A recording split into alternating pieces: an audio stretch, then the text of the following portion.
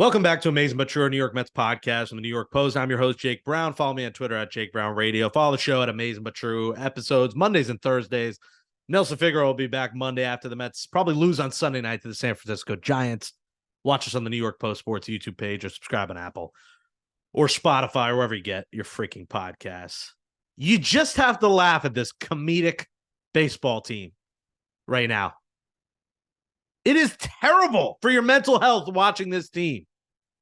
It is infuriating watching this team continue to load the bases, ground into double plays, not get runners home, bases loaded, nobody out on Wednesday. You walk and strike out, double play, double play, double play.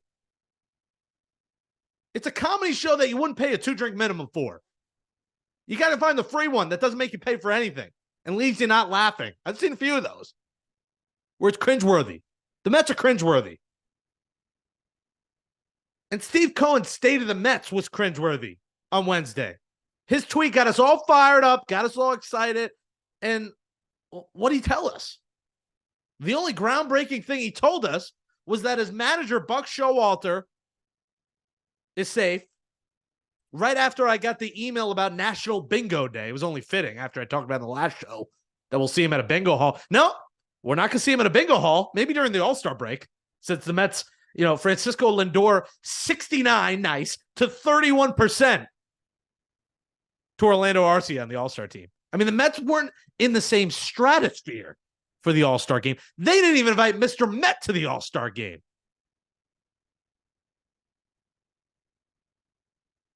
They won't even have the churro nachos at the All-Star game. Hell, the churro nachos are gone after Sunday. The only thing that brought me happiness in churro nachos, see ya. In the words of Michael K, see ya. You're gone too.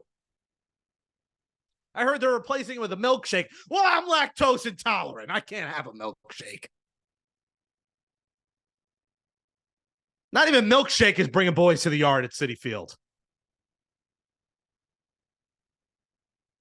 Thursday was just the cream of the crop, icing on the cake, and it had to happen in Game 81. We have officially hit the halfway point of this nightmare Mets season. They lose 3-2 on Thursday. They fall to 36-45. They are 9 games under 500. They are 9 games out of the third wild card spot, and they are 17 and a half games out of the National League East. The Braves ain't losing. The Marlins ain't losing. The Phillies ain't losing. Hell, the Nationals aren't losing. The Mets are 3.5 up on the last place Nationals. So while you're taking a dump at Citi Field, watching the Mets take a dump on the field, that dump might be in last place in the cellar taking a dump. Restock the Charmin. Wipe yourselves. The Mets are taking dumps and not wiping. Everyone's on the base path. Starling Marte twice. Are you kidding me? 1 out. At this point, just bunt. When you load the bases and you're the Mets with less than 2 outs, I want you to steal home or bunt. Because the inevitable strikeout, pop out, or DP is coming up. Producer Andrew Hart asked me before the show, he's like, was it worth getting the Starling Marte Wakanda Forever bobblehead on Monday? Was it worth going? I said, absolutely not. I liked Starling Marte last year. He has been almost unwatchable this year. And you give him a little bit of the benefit of the doubt. He had the offseason surgeries. You get it. Everything went wrong. But here it is, folks. The Wakanda Forever bobblehead. And I am so mad with this team. I hate to put Headless Howie on here, too. I wanted to take this freaking bobblehead and I wanted to pull the head off. I'm not going to sell it on eBay because it's worth 69 cents. This team is so... Look at this. There it goes. There it goes. It's Fisher Price. There he is. This is Starling Marte's 2023 season. It's gone. That's all it took. Meet the Mets. Step right up and beat the Mets. Haven't won a series in June. Haven't even won 2 in a row because the Mets really can't hit the ball. They really suck. Danny Mendick's balls. East side, west side. Danny Mendick pinch hits for your future franchise third baseman, Brett Beatty. Mets. But Buck's safe. Don't worry. This sounds like a man that's lost his mind. Like, I think Hart's just called like a local mental health facility. Nick Guzman on the intern is like, I quit. He was there, and he was at the press conference, and we'll talk about that in a few minutes. Steve Cohen, who says Buck's job is safe. I don't know how you can say that. Listen, the Mets have a million things wrong. Buck Showalter's not one of the top guys on the list. But this team couldn't win 2 in a row in a month. They swept the Phillies June 1st. They finish off a sweep. Since then, nothing. They're 7-18 in June. They lost 18 of 24. The fact that like 2 games is not a win streak, but for the Mets, it's a win streak. They haven't been able to win 2 in a row. It's just unfathomable. You can't wrap your head around it as we're at the halfway point of the season. And I want to like believe and hope to turn it around, but every time they win one, they can't win another. And Buck, like, what are you doing there, man? What are you doing pinch hitting Danny Mendick in the 7th for Brett Beatty? Couple of things here. One, I get it. Lefty, lefty, righty, righty, whatever. First off, you want to go by that, Brett Beatty's better versus lefties than he is righties this year. 250 versus lefties, 245 versus righties. I get it. Small sample size, 32 at bats against lefties. But you want to talk about small sample size? Danny Mendick. Pun intended. I will say Danny Mendick is a sharp-looking guy. But how are you going to pinch hit him for the kids? Buck said, F them kids. Put Buck Showalter's face over the Michael Jordan meme. Put it over there, and where it says F them kids, put Buck's face. Because he refuses to play the kids, and when he does, he pinch hits for them. For Danny Mendick. 5 at-bats this season. What are you doing there? And Danny Mendick catches all the luck in the world by the third baseman booting it and keeping the inning alive. Yet the Mets still can't score in that inning. And then, of course, just how you draw it up. What would have been Brett Beatty's spot, folks, comes up in the 9th, and you're forced to pinch hit Danny Mendick with Luis Guillorme, who hit what should have been the easiest double play ever. It was 1 out, and then Starling Marte said strike 1, strike 2, strike 3. 3 strikes, you're out of the old ball game. 3 strikes, you're out of the whole ball season. I want to say, hey, they'll turn it around. Maybe Cohen's speech inspired them. You know, they won, win for Cohen. They ain't winning jack, you know what. There's just no life in this team. There's no heart in this team. And it's so weird because last year was one of the best seasons of my life as a fan. And that's why you're losing your mind. At least I'm losing my mind. Guys like Frank loses his mind. All Mets fans losing their mind, taking mental health breaks, taking breaks from watching this team. Unfortunately, with the podcast, we can't do that. Instead, we're ripping heads off bobbleheads and knocking them over. And I feel, Howie, I'm going to get another one. But Marte, I'm sorry, this is it. It kind of goes right back on, so we're a little bit lucky that you could still plop it back on. It's pretty ploppable here. Howie's is not. Howie's came off, so these look like they were built differently. Yeah, it looks like Marte's has a longer neck to it. But here they are. Literally headless in Seattle because they got no freaking all-stars.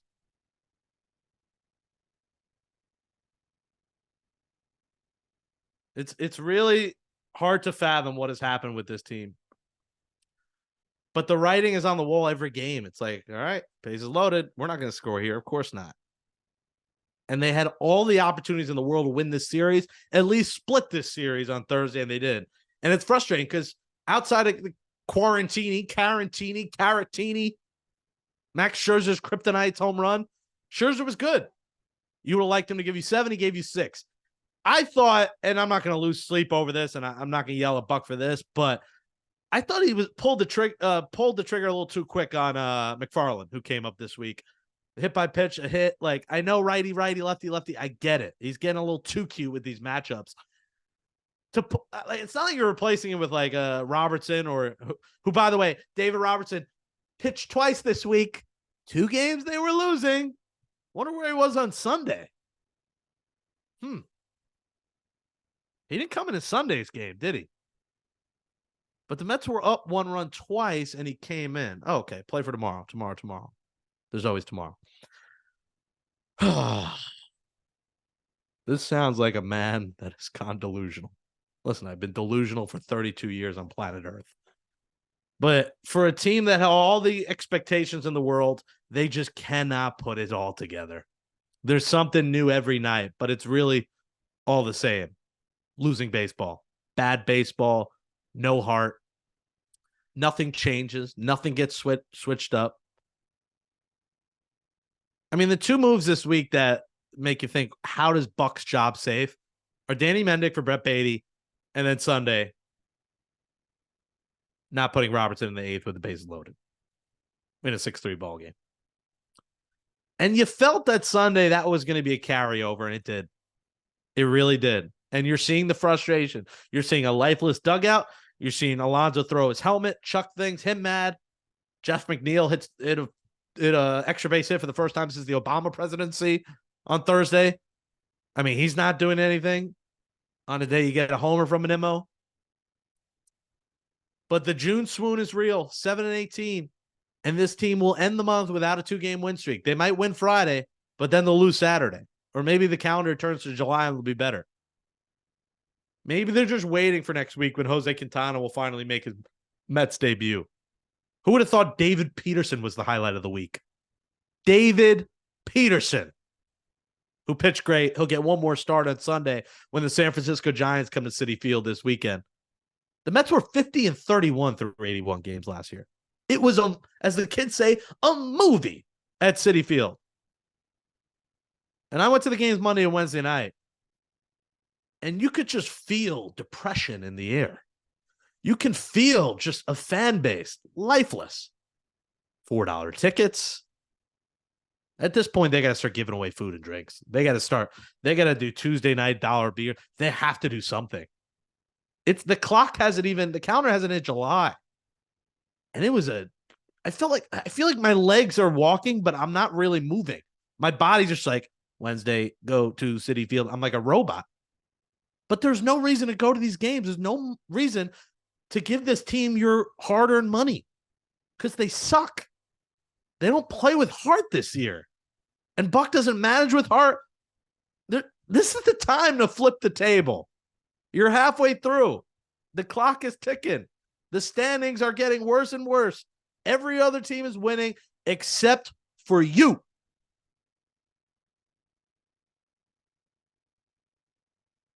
Something's got to give here.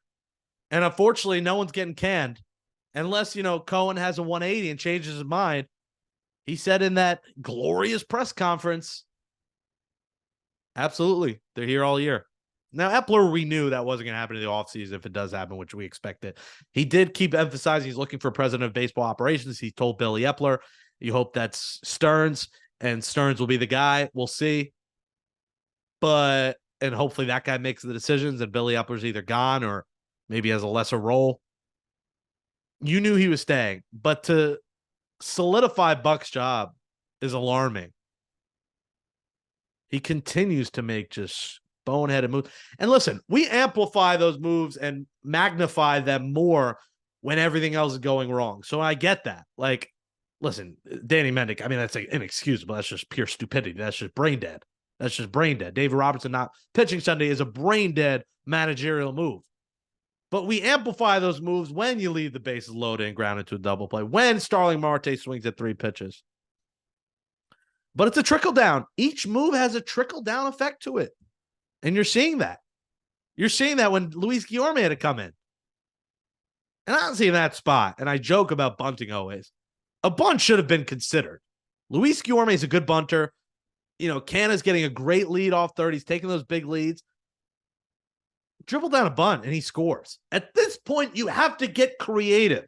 And there is nothing creative about what the Mets are doing. There's no creativity in load the bases, nobody out, walk, strikeout, double play. There's no creativity in that. And it's a game of inches, of course, because listen, Starling Marte, that double play, the pitcher was about a centimeter from that hitting his glove and that going in a different direction and that run scoring and maybe this being a different result, being a different podcast. I get that. It's a game of inches. But it's not going the inches the Mets way. It's going the other way. Amazing but true. Jake Brown, New York Post, our New York Mets podcast. Follow me on Twitter at Jake Brown Radio. Follow the podcast, Amazing but True, and watch the New York Post Sports YouTube page. Go to that Amazing but True playlist. Give us a thumbs up on this video. Comment below. What'd you think of Steve Cohen's press conference? I'll bring in intern Nick Guzman and producer Andrew Hartz here to talk to me about that. And again, Mets play the Giants Friday through Sunday. The Mets are 9 games back of the Giants. If, they want to start a turnaround, it starts with at the very least winning 2 out of 3, but really you need sweeps. It's Carrasco versus Cobb, Verlander versus DeSclafani, Peterson versus TBD, and that's Sunday Night Baseball. So we'll likely be recording on Monday morning, hopefully with a special guest joining me and Nelson Figueroa. But it's a series you have to win, and really, it's not going to happen because they can't win 2 in a row, but it'd be huge if you could sweep.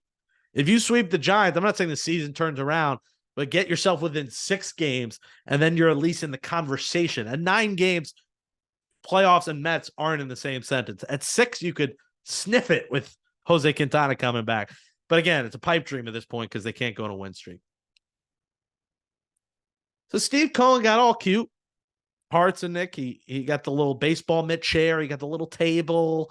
He had his water bottle. Everything was so cute and organized.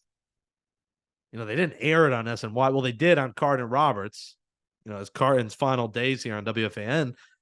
They aired the audio version, but, they didn't play it. You had to watch it online, whatever. You'll get it from me, is what he tweeted. What did we get? We got an owner holding accountability saying, I'll take the blame, which I like. Obviously, this is better than the Wolf Bond. You're having an owner speak, take blame. That's all positive. Great. But I'm sorry. I wanted to see some frustration in the guy.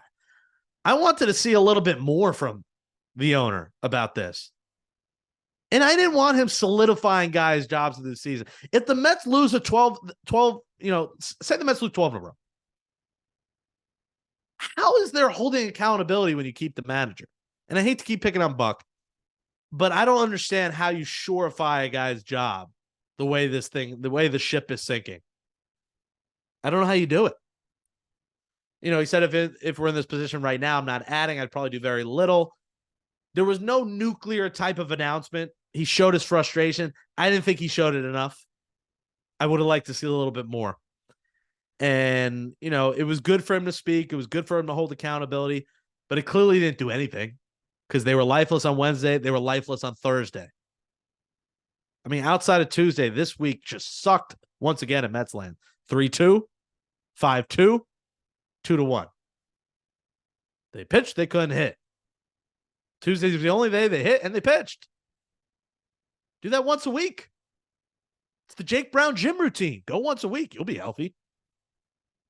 And yes, Figgy did Photoshop those pictures I did tweet. You could check them out at Amazing But True of me in the gym with Pete Alonso. I was not in the gym with Pete Alonso. I was in there solo. And then when someone shows up, I had less of an urge to work out because I wanted it by myself. I don't like when people... Anyway, this is the ADD podcast. Yeah, I didn't love what he said. I'll start with Nick here because, Nick, you were there, and it was a full room. You were there with WFUV Sports and covering it.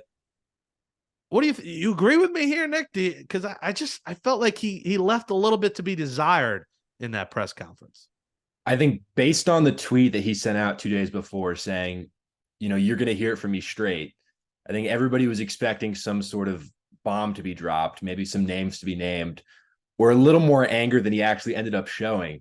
That's the most packed I've ever seen that press room. Every heavy hitter from Mets media was there. Gary Cohen, Howie Rose, DeComo, except for me. Except for you. I guess I'm a light hitter. I guess, not a heavy hitter. Everyone else was there.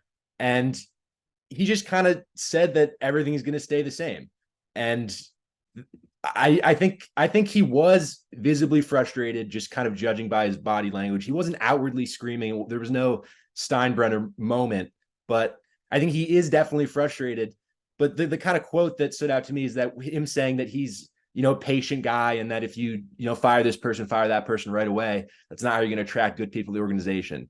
And I get that, but also, the Mets are 7-18 in June, and this has been one of the worst months in the history of the franchise. So yes, you can be level-headed and even keeled, but I think when you call a press conference like that, you're expecting for something a little bit more. He just kind of, if anything, the only real thing of note that happened is that he solidified that Buck and Billy Epler are going to be staying for the rest of the season.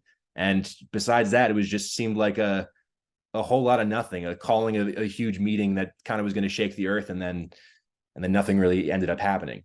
The earth is sitting still, Steve Cohen. You are 9 games under. You're the most disappointing team in the sport. And you're sitting there like it's a walk in Astoria Park. You forgot your puppy. Oh, wait, you didn't. Because when it was over, you brought out the little puppy. It was very cute, though. It was a very cute dog. They reeled you in too with the freaking puppy. They got me. Listen, the Mets vet dog. I support veterans here. Thank you for serving us. They're going to bring the puppy after that Garbaggio. The puppy. There needed to be more, and there needs to be more done with this team besides bringing up McFarland and pitching here Mendick.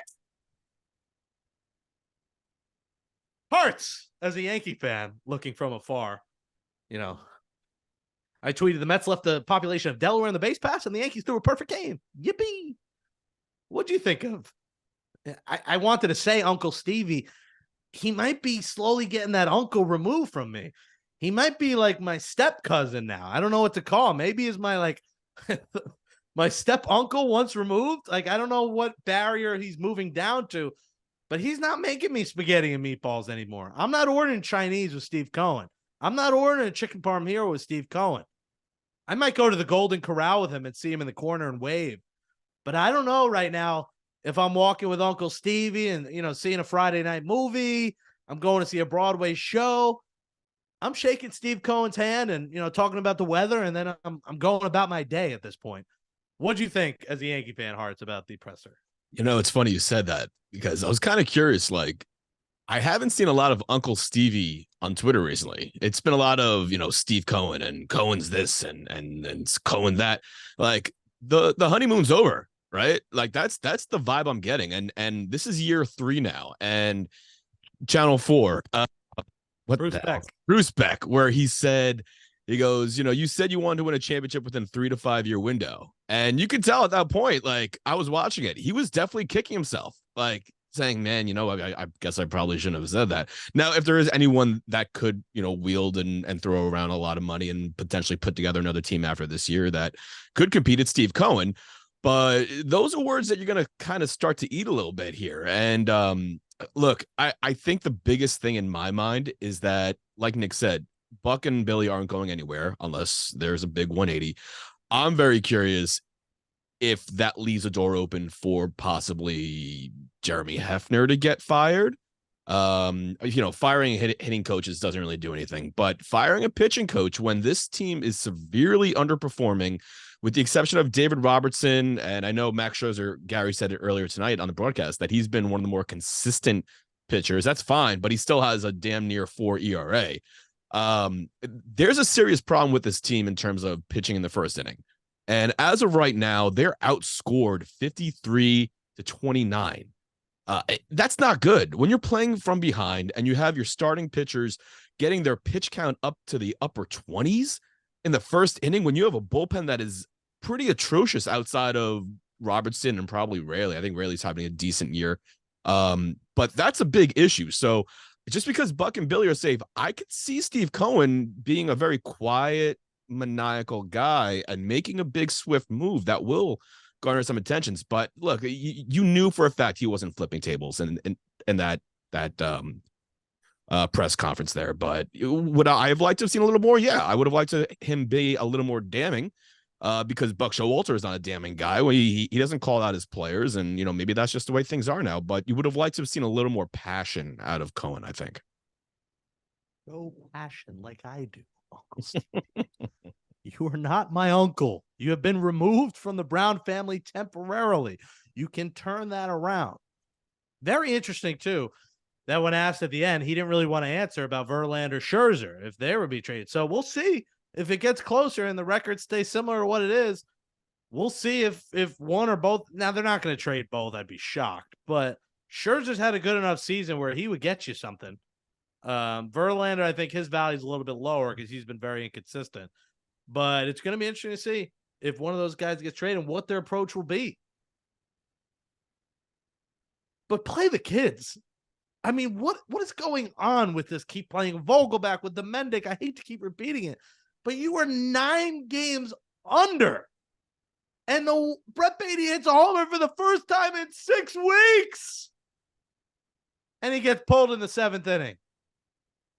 And enough with Luis Guillorme. Enough. The only thing he's good at is keeping a groomed beard, and even that's got rats in it. There's some mozzarella dripping out of his beard. Good Lord. Gary Coleman might be in his beard. Rest in peace, Gary Coleman. Let me ask you, Jake, though, and here's what I'm kind of curious about. What do you want to ask me, Hearts? I'm genuinely curious at this point in time right now. When do they become sellers? Because you're 9 games. I mean, the division's gone at this point. Like that dream is dead. You're 9 games out of the wild card currently. Is it? I think you got to see where at the All-Star break. All-Star break. I think that's kind of where you'll get a gauge, because like I said, they have these games coming up against teams in front of them in the wild card, which everyone and their mother's in front of them. I get it. But this is a stretch ahead where you're either gaining ground or you're losing even more ground. And if at the All-Star break you're double digits out of the wild card, you got to start listening to every call from every team in the league and seeing what you can do. But you also have to have in mind when you are sellers, let me get pieces that could be part of this bullpen this year and next year. You can't be like, all right, let me get guys who aren't touching the major league field this year, because you still need bodies out there. You need bodies. And not Danny Mendick, Vogelback. You need young players who have talent who could be part of the future of this team. So if you're trading away a Scherzer, I know Vogelback can, and you're probably not getting anything. But if you're trading a big name away or trading someone away, you got to get someone who can help this team, in 2024. Next year is a World Series year. I mean, you don't go into next year thinking, let's get to the playoffs. 3 to 5 year window, put that to the side for now. This was a short window with the roster you already have, especially if you keep Verlander Scherzer. It was tight. It was this year and next year. So next year is World Series or bust for this team. I know it's way too early to talk about next year, but you're not throwing out the kitchen sink and you're done. Next year's got to be a championship year. And even this year, you got to still fight here. I don't want to see this team continue to lay flat with 81 games to go. I know I'm saying it's doom and gloom, and it is, but there's 81 games left. There's a part of me that's like, this team could string something together and get to 2 games under 500. I mean, I can't see them in 2 weeks, 15 games under. I mean, I can, but I got to think there's some heart there. And that's what makes me mad about the Buck thing, because it's like, how are you going to solidify this guy's job when in 2 weeks this team could be 15 out of the wild card? Because at that point, no one cares. None of the players care. No one's showing up. They're trying these things, mocktail weekend. Come to the Piazza Club and get a mocktail. I want cocktails, not mocktails. You think I'm going to watch this product sober at the ballpark? Sober? Oh, goodness gracious. But you think they're drunk? No, but Jake, but here's the thing though. And the problem in my mind is that, okay, great. So you think that they could possibly get back, and you're right, it's a long season, but this upcoming stretch, they've pretty much failed. They've failed so far, and I have no reason to believe that they're going to succeed. You're facing the D-backs coming up, who are 48-34, lead the NL West, which, I mean, if you want to compare a team to the Mets currently, it's San Diego, because you want to talk about underachieving. But the D-backs are just killing that division. And then you're facing the Giants, who are in 3rd place at 45-36. So you're telling me that the Mets can possibly make up ground on those 2 teams in the next 6 games here? I'm just trying to leave some room for hope here. No, I agree. I don't think they're going to win, but they can't be the dead man walking forever. If they are, they're going to be airing on HBO next week and have a special. What was that show called? Is it Dead Man Walking? Walking Dead. A Walking Dead, yes. No, they pretty are they are the Walking Dead currently, and that's the problem. But like, so here's the point that I'm trying to get at, though, and I understand you're trying to stay positive. You're trying to stay positive here, but in my mind, you have players that are starting to peak right now who aren't long-term guys.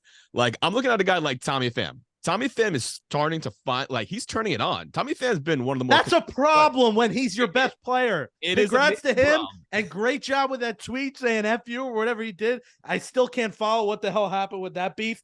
Although he did turn down an interview when I went to the field with Tommy Pham.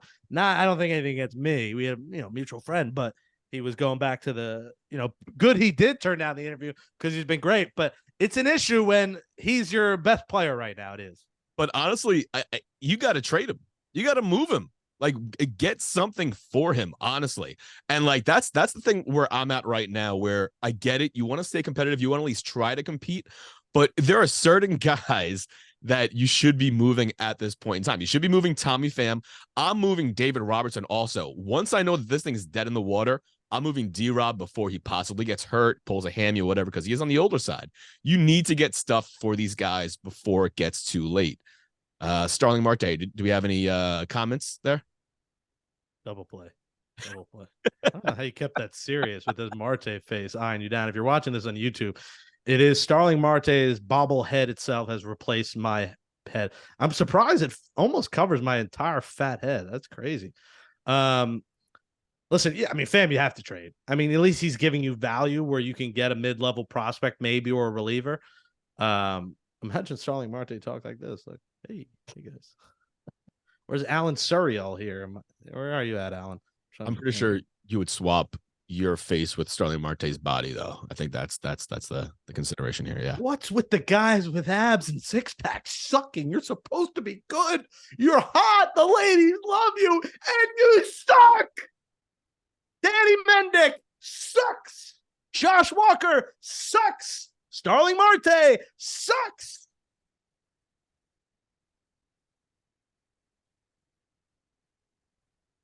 Marte was one of my favorite players last year, but his at-bats have become so predictable. And like, you just had a closer in Williams who killed the Mets this week, struggling, walking guys. First pitch, he's swinging at a ball way in the dirt.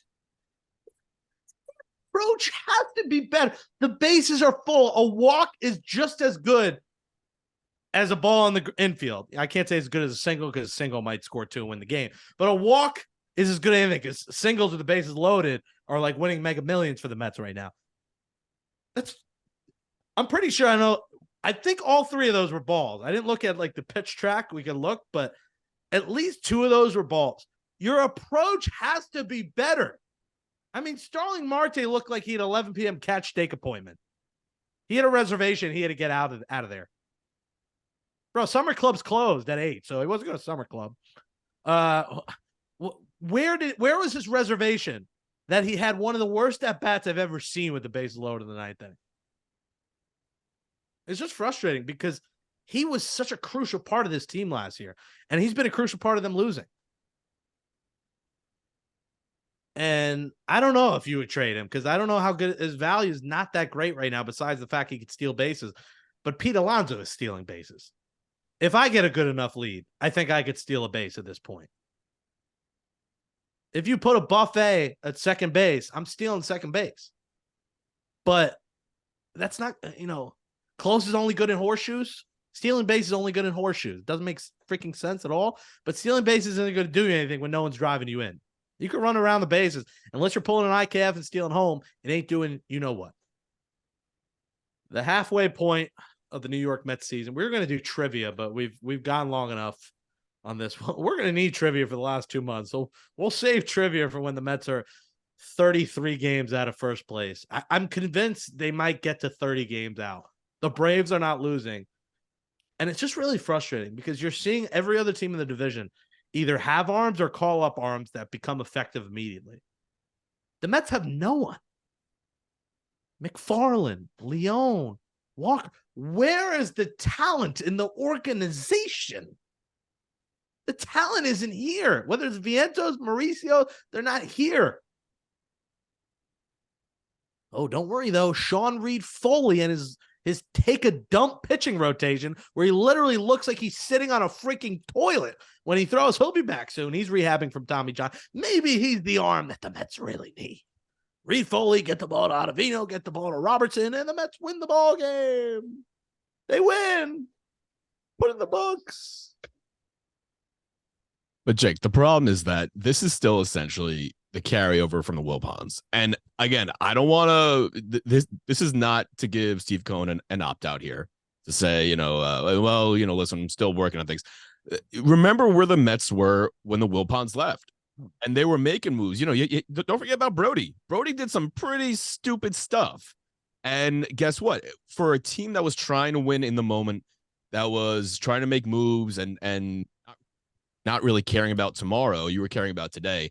This is what happens. And this is why having a general manager that knows how to run a farm system is just as important. Now, let me ask you, is David Stearns coming? Do you think, like, at this point, because that's what, when Steve Cohen in his non-saying anything press conference, the thing that he did say, as mentioned earlier, was the whole thing about, we're looking for consistency. We're looking for someone that, we don't want to shake things up to. Is that him essentially trying to plead to David Stearns to be like, hey, listen, see, I know how to run an organization. I'm not a hothead. I'm not firing people because we suck currently. Like, was that his plea to David Stearns to be like, listen, we want you here. Look, please come here. The plea to David Stearns is one of my favorite movies as a child. Can you name that movie, Hearts? I can't. I don't think I can. You can't name it? Stearns? Can you? Blank Check. You remember oh my gosh! Wow, that's a throw. What a life that kid was living. Blank Check. Wow! He had like a pool, a mansion. He was having parties. Nick, do you know Blank Check? You're speaking Spanish right now. That's what I thought. Welcome to the Jake Brown Spanish Academy. Name that movie that this kid is too young to know. Blank Check. Ding, ding, ding. We have a winner. How am I going to do this till October? Don't worry, brother. Your wedding will be fine. I won't have the Met game on because they won't touch the playoffs with a 6-foot pole. Nelson Figueroa has been signed. I'm convinced that the Long Island Ducks would beat the Mets 3-2, and Starling Marte would ground into a double play in the ninth inning. Hey, they got Wilson Ramos. They got Ruben Tejada. If it makes you feel any better, Jake, the final strike to Marte at the end of the game, it was outside of the strike zone. So yeah, he all three were balls. The first and third strikes, those were outside. I'm looking at it right now. Strike two was inside. Second one was 1 and 3. It could have gone either way. Although home plate umpire, who the hell was the home? He was. Look, he was terrible. Yeah. He was atrocious on both sides. But holy cow, man, I want to see his umpire report. Because that was terrible. So many calls, just awful. Don't worry, folks. The Mets are sending head performance coach Dusty Clark to the All-Star game. What the head performance coach? Excuse my French. Performance coach? What are they performing? Head? What a head performance coach?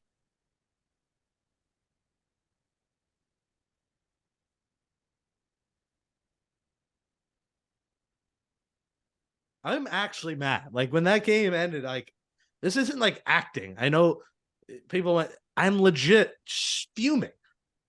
Because I'll close it with this. I love going to Mets games.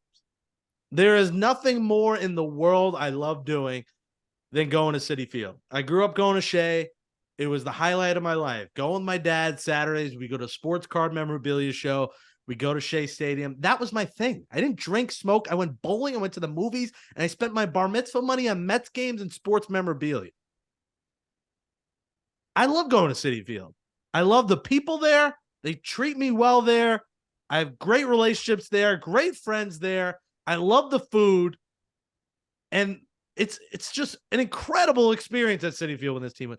Last year, was magical. I mean, there were tears of joy so many times because of all the special moments this team has.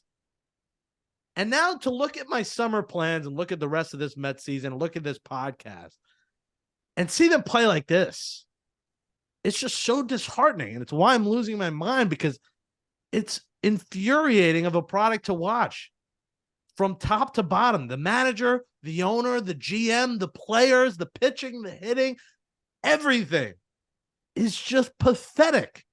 And it's not a product that you want to invest in being a part of.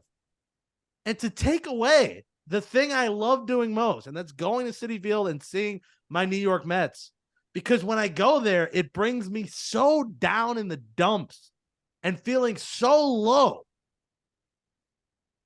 It's frustrating. It's like, it gets me emotional to think that I don't want to go to my favorite thing. The one thing I love doing more than anything, more than even eating. I mean, put them together, eating at Mets games. It's a beautiful duo. It's a name a more iconic duo. I'll wait. Although the churro nachos are gone Sunday. F my life. And the steak quesadillas. Gran Fresco's Cantina. I'll have to go in Astoria now. But there's nothing more I love doing. And I know Nick loves going to the games. I know Hartz even loves going to Mets games, the Yankee fans. There's a special aura about Citi Field when the team is winning. Like last year, like 2015, even 2016, those magical walk-offs and moments. This team isn't walking off. They're not winning, and they're not a playoff team. And we're not even on July 1st. And that's why I'm hooting and hollering and screaming. Because there's way too much time in this season for this team to just lay down flat and give up. It's just, it's a painful product. And it has me very mad. Now's the time. Second half of the year, 81 games remaining. It's time to turn it around. And I keep saying that, and I'll say it one more time here as we hit the second half. Show some life. Show us you care. Go on a win streak. Do something. Buck Showalter, be better. Billy Epler, be better. And, pitch better, hit better. Put it all together. There is time left. But time is ticking on the 2023 New York Mets. We'll close this episode of Amazin But True next. All right. This has become Mets therapy. Let's call it Amazin But Therapy. Therapy But True. As that closes episode 158 of Amazin But True, our New York Mets podcast from the New York Post. Thanks to Andrew Hartz and the intern Nick Guzman for helping me in producing the show. Subscribe to Amazin But True on Apple Podcasts, Spotify, Google, or Amazon. Stitcher is no more. So Apple, Spotify, Google, Amazon, wherever you get podcasts. And watch us on the New York Post Sports YouTube page. Follow the Amazin But True playlist. Give us a thumbs up below if you enjoyed this episode. We appreciate it. The last episode was the most watched of our YouTube episodes all season. So thank you for everyone for watching me lose my freaking mind. And Figgy loses mine on Monday. And continue to watch us. We appreciate it. And listen, of course. And we appreciate that. Let us know below in the comments. Comment. What do you think of the show? What do you think of the Mets? Where are you at right now? What did you think of Steve Cohen's presser? I want to hear your thoughts on the team. And you can tweet me at Jake Brown Radio and tweet the show at Amazin But True. Well, the Mets will take on the Giants this weekend at Citi Field. The team third in the wild card. So, time's ticking. Now's the time to win. That's it. Jose Quintana should be back next week. He'll have at least one more rehab start.